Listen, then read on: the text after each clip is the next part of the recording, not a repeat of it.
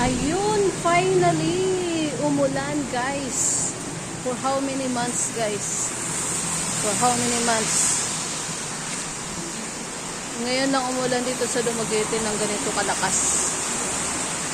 Ayun, lakas ah. Kalabanan kasi yung talsik-talsik lang yung ulan dito. Ano, finally oh. Oh, lakas ng ulan oh.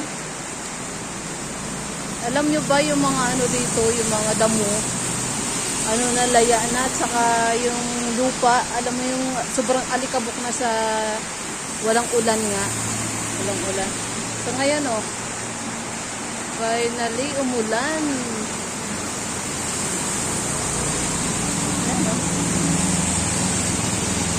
Buhay na buhay ang halaman nito. Thank you Lord, kasi pinaulan mo.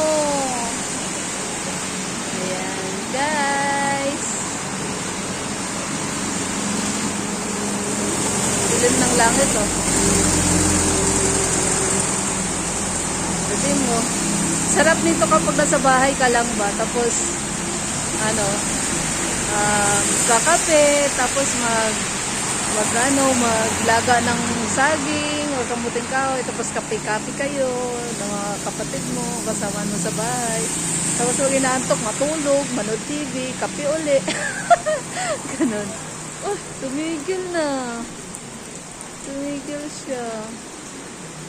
Tumigil. Maya-maya unti. Maya-maya unti. Ganda sa pakaramdam yung medyo makulimlim yung paligid, no? Tapos umuulan, tapos magkakape. Nung nasa bundok kami, ano eh, sara-sara. Sarap. Guys, sana ulan pa kasi hindi sapat yun sa ano eh, hindi sapat sa mga lupa, lalo na sa mga halaman.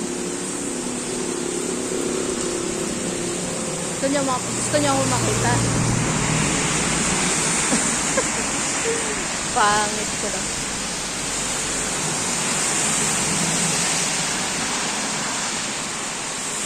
Paano nabasa yung semento eh. Ayun, umulan ulit. Lumakas ulit. Paulanin mo pa, pero naman parang bagyo ha, Lord. Yung ano lang ba, pangpabuhay ng mga halaman. Ganun. Pampano ng lupa, semento. Yan. Wow, sarap sa pakiramdam kasi umulan. Wow. Namiss ko to ah. Ganitong ulan ah. Lately kasi sobrang init talaga dito. Alas 8 pa lang, sobrang init na dito sa Dumaguete City. Sa Negros Oriental. Yan, umulan na. Nanay tayo.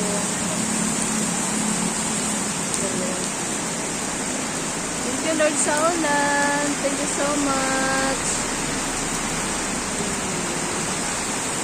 So, ayun lang guys. Ayun lang. Nakita ko lang sa inyo yung ulan dito sa Dumaguete kasi for how many months hindi kami nagkaroon ng ulan na ganito. Ayan, lakas. Butito. Ayan.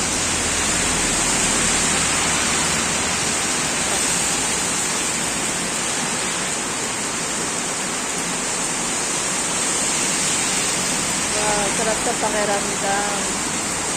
Thank you Lord, and thank you guys for watching, and thank you so much sa support sa panonood ng video ko kahit na walang kwenta minsan. Thank you so much, bye!